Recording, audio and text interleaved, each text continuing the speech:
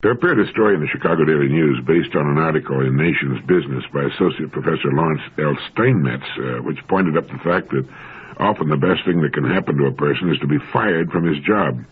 As one executive put it, getting fired was the best thing that ever happened to me. I feel like thanking the guy who did it.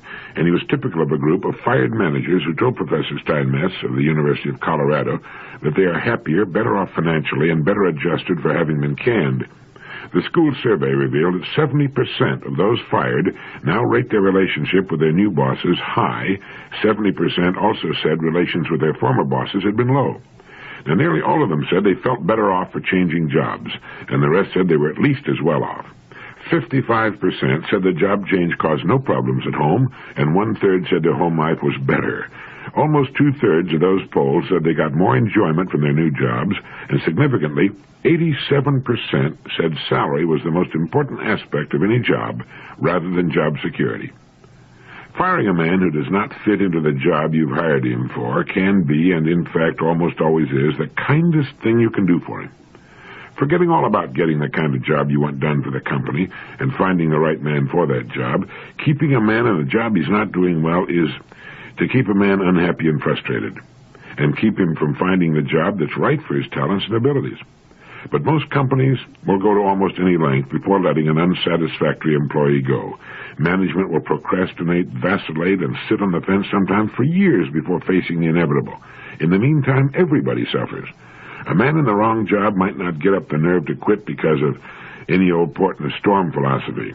Since he's busy working at a job for which he's ill-fitted, he has no time to look for more rewarding and more satisfying work. He knows he's unhappy in his present work, that he's not doing the job that's expected of him. He's often nervous, irritable, and depressed. And since none of us likes to blame himself, he will often blame his company or his superiors or those in his charge for his problems on the job.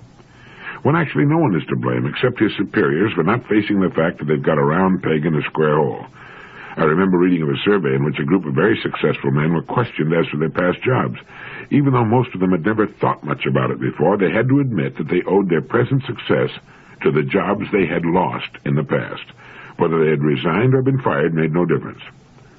Everybody gets unhappy with his work from time to time. Now, that's natural. But if a person has been unhappy with his work for an extended period and knows deep down that he's in the wrong job, he should get out of it. The deep-rooted fear of being fired goes back to the old days when jobs were few and far between and when any job was felt to be a matter of survival. Times have changed. Unfortunately, the feelings of management have, as a rule, not changed. There's a wonderful balancing mechanism in the world that operates to protect and make available great opportunities for the underdog. It works with countries, businesses of all kinds, and people in every walks of life. This is because of the fact that as a country, business firm, or person becomes successful and affluent, there is a tendency to relax and to take success for granted. This accounts for upsets in sporting contests of all kinds. It's what makes a small, virtually unknown company or nation move up into the front rank, or spells the difference between a person's being average or great. It all hinges on quality of product or performance. Now, some time back, Raymond Loewy, the famous industrial designer, wrote something for This Week magazine that will give you an idea of what I'm talking about. He wrote, "Quality control is a modern industrial concept which requires that every product be checked against established standards to make sure that nothing defective reaches you, the consumer. But the principles of quality control have much broader uses. I believe that nothing great has ever been achieved, whether by a nation, a business, or an individual, without quality. People will turn to you, follow you, support you only as long as they are confident that you are doing your best. Now we're at a point where that belief is being put to the test. This country and its people are in a massive race to maintain our leadership against other nations in trade, training, goods, and taste. This is a fight which cannot be won for us by some remote, heroic spaceman. It comes right home to every office, factory, and workshop.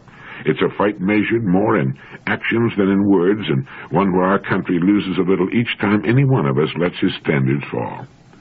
This fight is lost in little ways, by faucets that leak, windows that rattle, windshield wipers that don't wipe, lights that flicker or don't last, zippers that jam, engines that smoke, containers that leak, colors that fade, salespersons who are rude, repairmen who are untrustworthy, artists and artisans who do their second best, designers and manufacturers who think it doesn't matter just this once if they turn out products which are vulgar, shoddy, and overpriced. Mr. Lowy is right, as each of us knows. But as I mentioned earlier, there is a balancing mechanism that works to reduce quality almost in proportion to success and affluence. And if this tendency is to be overcome, it can be done only by constant attention and stress on quality control and by the relentless training and retraining of the people responsible for production and quality control. With success comes the tendency to relax and take things for granted. And that's about the time that the team nobody thought could possibly win pins your ears back for you. People are going to buy the best product for the money, and they don't care where it was manufactured, which is as it should be. And we could lose our affluence to competing countries if we relax our individual efforts. The sloppy worker is the unhappy worker. There is no joy that surpasses that which comes from the knowledge of work well done, a fine service rendered, or the turning out of an excellent product. Here are some interesting questions for you. You might want to try answering them. 1. If you could completely change places with any other person in the world, would you do it? And who would that person be? 2. If you could work at any job you could choose, would that work be different from the work you're now doing? 3.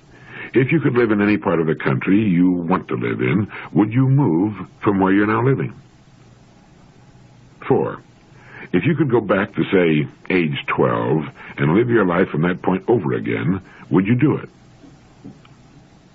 Studies indicate that the great majority of people, even though they evince a certain amount of dissatisfaction with their present lives and don't seem to be as happy as they might be, will answer no to all 4 questions. They might at first say they'd like to change places with another person, but when pinned down to identify the person, draw a blank. The thought of sacrificing all their friends and loved ones and giving up what they might have becomes too overwhelming. As far as changing their work, most people will admit they are dissatisfied at their work, about 85% according to the research team at Princeton, New Jersey. But if they were actually asked to leave and seek something else, would stick to that that's familiar. As far as living in some other part of the country, if the answer is yes here, it is usually a part of the country with which they are not really intimately familiar, but which sounds romantic or has a better climate. If they really wanted to live there, they'd move. And the thought of going back to age 12 fills most people with a dread bordering on horror. They wouldn't do it for anything. The upshot of the whole thing is that most people are living lives that they themselves have fashioned and have or are getting what they really want, or at least what they're willing to settle for. And when this is brought to their attention, they often begin to get a lot more enjoyment from the life they've got. They begin to enjoy themselves more and realize that things aren't so bad after all. They also begin to look at each other, their marriage partners, and their children in a new light. As one man put it, it had never occurred to me before that my wife had, by marrying me, dedicated her entire life to me, our home and our children. This is an enormous commitment, a total commitment. And I realized I'd been treating her far too casually, that I'd been taking too great a gift for granted. We talked it over and got on much better, much warmer terms with each other. I guess it all goes to prove that a reassessment of ourselves and our lives is a good idea from time to time. It makes us realize how much more we can do with the lives and circumstances we've got, how we can improve upon them and embellish them with a little thought and creativity. I found it interesting. It's been written that life is divided into 3 terms, that which was, which is, and which will be. Let us learn from the past to profit by the present, and from the present to live better for the future. The body operates best, it seems, when there is a great deal to do, when we're challenged, when there's a goal involved. Take these things away, and apathy and introspection set in. We're turned in upon ourselves, and we can usually find something to be sick about, sick physically or miserable and sick emotionally.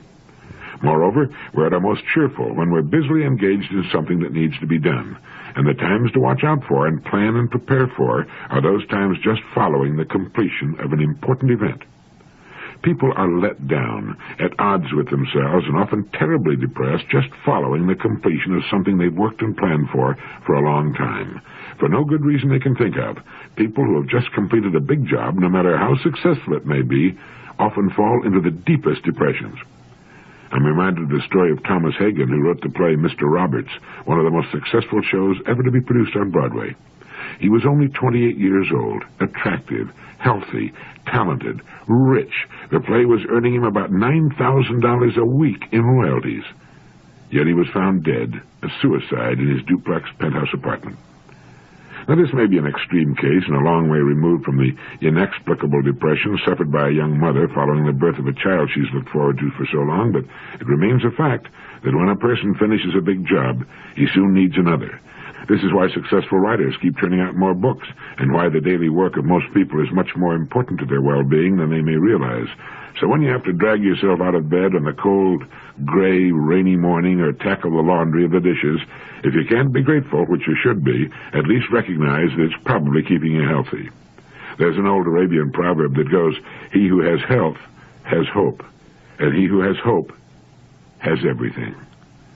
And someone said, "Turn to your work as though your life depends upon it, for perhaps it does." Surveys have shown that most women get married between the ages of 19 and 21, 19.5 to 20.5 to be exact. Most of them think of marriage as something that will take the place of a money-making job. Somehow these giddy girls are failing to get the word. Statistics show that if a woman has both a husband and children, she will work for a paycheck for 25 years. If she has a husband and no children, she will work for a paycheck for 29 years. And if she, for any one or more of many good reasons, remains unmarried, she will work, as does a man, for 40 years. Statistics also point out that the great majority of females reaching the age of 19 or 20 are decidedly ill-prepared for anything other than non-skilled jobs. They're not prepared for non-skilled jobs either, but that's what they wind up doing because they lack the necessary training and education to do anything else. To the best of my knowledge, hardly anyone, parent or educator, tells a girl when she is 12 or 15 that no matter whether she marries or not, she will in all probability have to work for a minimum of 25 years, and that since she will have to compete in the world of working people, it's decidedly to her best interest to prepare for a job that she'll find interesting, and which will provide her with a good, if not excellent, income. Most love stories have traditionally ended with the young, starry-eyed couple, their early problems overcome, getting married. That is, most fiction ends where the real story actually begins. And here we find a young woman usually totally lacking in marketable skills and with only the rudiments of a general education, with 3/4 of her life still ahead of her, starting out in marriage. She's one of the world's best examples that people would still rather learn through trial and error than from the experience of others. For her, marriage was her goal, often her total goal. Get married and join the club. Okay, now what? A study made by Michigan State University turned up the fact that married men are happier than married women. It also turned up the rather interesting information that single women are happier than married women. Oddly enough, and contrary to popular opinion, bachelors are the least happy people. And in my opinion, one of the main reasons why married men and single women are happier than married women is because both are still actively caught up with the world. They're busy, productive people as a rule.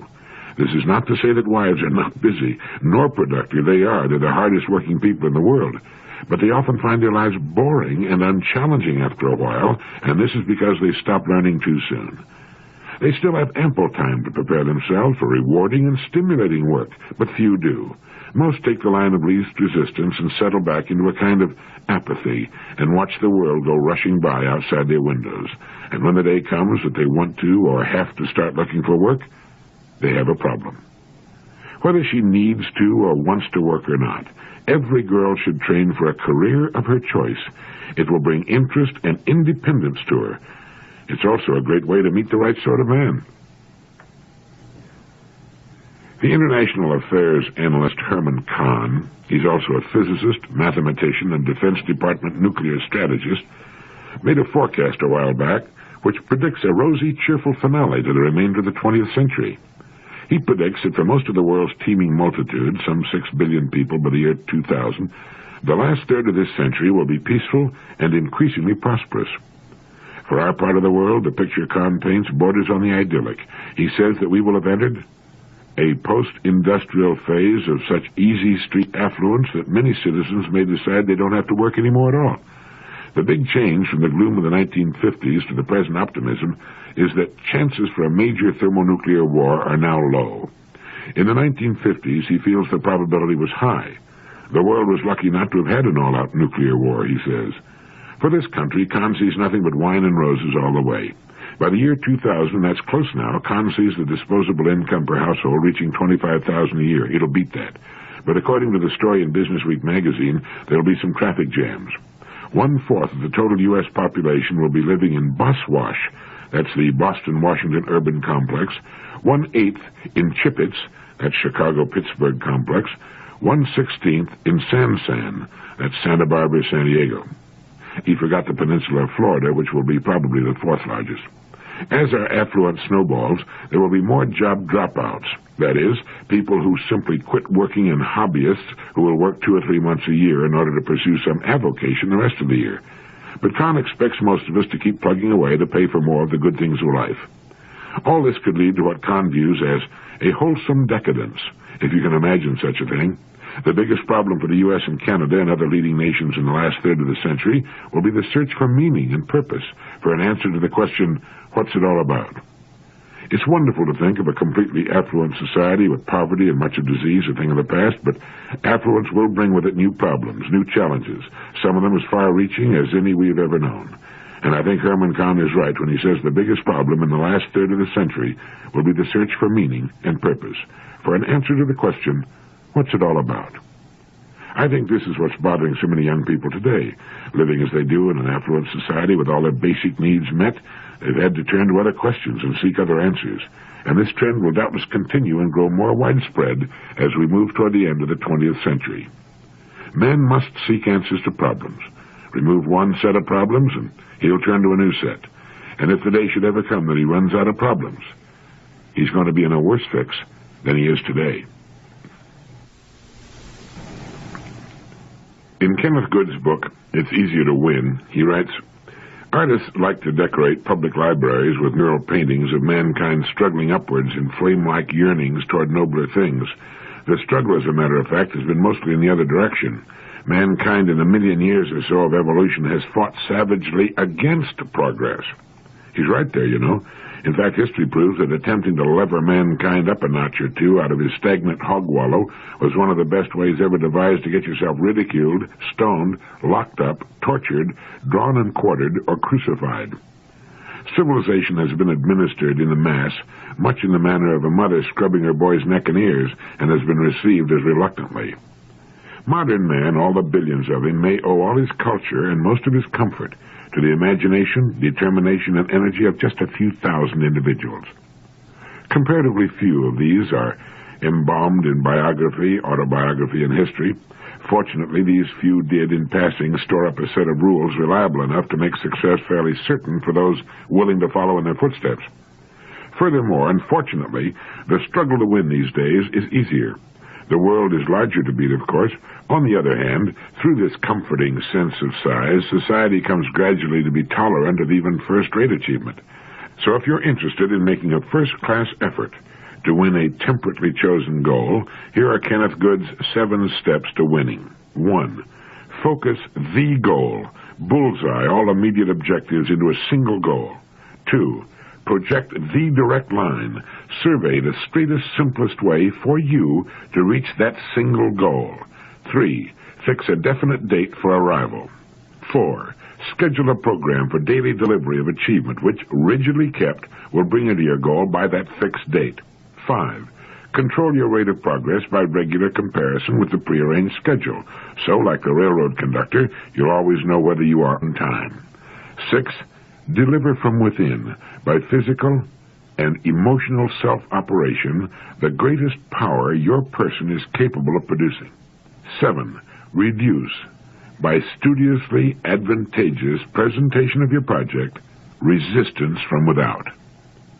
Anyone willing to do these 7 things and capable of doing them effectively enough to count is virtually guaranteed winning at any undertaking. Keep in mind, too, that you have very little competition in today's world. The overwhelming majority of people are quite content to go along as usual, operating on from 5 to 15% of their real capacity and realizing for their efforts 5 to 15% of what they might well be realizing. Another book you might want to add to your collection is by the anthropologist and social critic Dr. Ashley Montagu, entitled The American Way of Life. In it, he comments on many aspects of life in America, one of which happens to be the pursuit of happiness, and he writes that the pursuit of happiness in America is perhaps the most misconceived of human endeavors. Life and liberty are indeed necessities, but the pursuit of happiness is a fool's game, a will-o'-the-wisp that eludes all who believe that by making it a goal they can, by the prescribed or some other means, achieve it. The truth is, and it's not a sad truth, that happiness cannot be pursued and caught like a butterfly in a collector's net. It defies pursuit, and all attempts to contain it are vain. Nor can it be purchased. It is one of the many things that money cannot buy. The truth is that it is not the purpose of life, of a human being's life, to be happy. Perhaps this is a shocking statement to those who have been conditioned to feel otherwise, but it's nonetheless true for all that. If true, then millions of human beings have misspent and are misspending their lives. What is happiness? The answer to that question is not a matter of definition, but rather what most people mean by happiness. What is it that they desire for themselves and for others when they think of happiness? Apart from the obvious requirements of health, money, an attractive spouse, gratifying children, a beautiful abode, esteem, prestige, recognition, wit, wisdom, valor, love, and the attainment of whatever one has set one's heart on, what other ingredients should go into this cake? Possibly a good many others, but this will be according to each person's fancy. My own view, he writes, is that not one of these conditions is either a necessary or a sufficient condition of happiness, although one or all of them together may give some people a feeling of whatever they consider happiness to be. But such a feeling soon loses its power to please, as, in time, one returns to the steadying level of everyday life. I believe with Aristotle that the steadiest and most enduring states of which human beings are capable are states that are characterized by an absence of pain, physical pain and mental pain. Such states of the positive absence of pain are appreciated for the most part only when they're interrupted, as by the experience of illness or of bereavement. It is in the state when one is least conscious of oneself that one is likely to be at one's happiest. What folly it is to believe otherwise. To believe that those occasional peak experiences, those thrilling moments when the goal one has set oneself has been achieved, or it just feels good to be alive, or one receives an unexpected windfall, or one's work is highly praised, are likely to be numerous and prolonged, is silly. Such occasions are indeed memorable, but the feelings of euphoria they engender do not endure, nor should they. The moments of happiness we enjoy take us by surprise, but seize us. It's not so much the pursuit of happiness as the happiness that is most likely to yield the desired gratifications, and then only occasionally. It is work that one delights in, that is the surest guarantor of happiness. Someone sent me a magazine article titled Success, Sweet Success. Unfortunately, the name of the magazine and the author are missing, but I found it to be very good. It goes, success, sweet success. Everyone wants it. Everyone achieves it in some measure. Few seem to get enough of it. Some don't know they have it. Others forget what they're really striving for and why sometimes it's necessary to try to define success for ourselves. What is this thing called success? Is it complete achievement of our grandest goals born out of honesty, industriousness, and thrift as depicted in Horatio Alger's stories? Or is it a contrary illusion, always tempting but never attainable? Does fate give it to some on a golden platter and deny it to others in spite of all efforts? Who, for example, do we consider most successful? An expert mechanic or the president of a company? An accomplished teacher or an affluent financier? The man who gets an excellent job done quietly or the one who performs equally well under the limelight? Being perfectly honest, don't we identify success with fame and fortune? Even in church, don't we give the nod to the brilliant leader and ignore the quiet man in the back pew? Isn't this a serious mistake? If we're to identify success with the badge of fame or the accumulation of wealth, where do all the solid successes of modest individuals fit in? Few of us can wear a success badge or a conspicuous price tag. How then can we recognize our true importance to our family, our company, and our community? Wanting success but lacking its fleet appreciate our solid contributions? The answers are personal, and self-appreciation of our own successes comes only when we live up to our talents and goals the best way we can. Real success consists of using our talents to the utmost, and when this is done, we need no badge or price tag. Crawford Greenwald has said, "Unfortunately, we take life at its most superficial and conclude that achievement can be measured only in terms of applause or wolf whistles or financial compensation. But if in the years to come we can look ourselves in the eye and say with complete honesty that we've used to the utmost the talents with which we have been endowed, then we'll be successful men and women, quite regardless of the stature we have in the eyes of the world." We need to remember, too, that there is no significant success without corresponding failures. The difference is that successful people learn from their mistakes and refuse to quit trying because of them. Mark Sullivan came about as close as anyone ever has to the key for success when he said, "To find a career to which you are adapted by nature and then to work hard at it is about as near to a formula for success and happiness as the world provides." Add to Sullivan's statement a conviction of Thomas Wolfe when he wrote, "If a man has a talent and cannot use it, he has failed. If he has a talent and uses only half of it, he has partly failed. If he has a talent and learns somehow to use all of it, he has gloriously succeeded and won a satisfaction and a triumph few men ever know." Success depends on knowing our talents and our ability to use them to the fullest. For those who can do this, success is theirs. Thank you.